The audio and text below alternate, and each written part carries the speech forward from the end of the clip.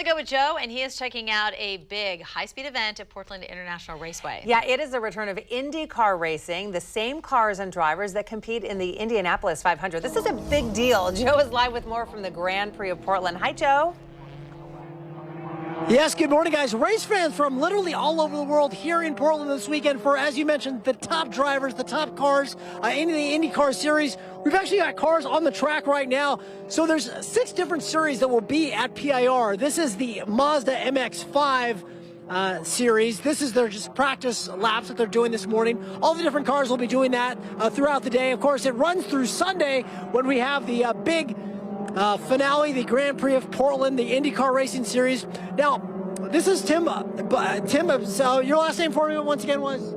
Tim Bothman. Bothman, thank you. And you're the head of track safety for the IndyCar Series. We're going to show last year's racing series. Walk me through what you do, you and your team. Okay, so at every IndyCar event, we have a traveling safety team that goes to the whole series, not just one race. And the benefit to that to the drivers is we know the equipment, we know the drivers, we have protocols we follow week in, week out. It's just not a team that we stand up for one event. So IndyCar obviously invests in safety in their drivers, not only through our investment of having a team here, but the way the cars are designed, the way that we expect tracks to be built and designed. So we are part of a system along with a medical system that takes care of the drivers at a very high level. And it happens. Can we show some of your equipment? Because I think it's really fascinating. They've got 3 of these trucks that they have. For example, what are these giant machines here? Hydraulic tools from Home Ultra, which is one of our associate sponsors, and a very fine power hydraulic tool in case we need to actually spread or cut the car. They have 70,000 pounds of spreading force and 110,000 pounds of cutting force. So literally we could cut through this whole truck if we had to, except for the engine block, and lift about anything that's on the paddock that we'd have to lift.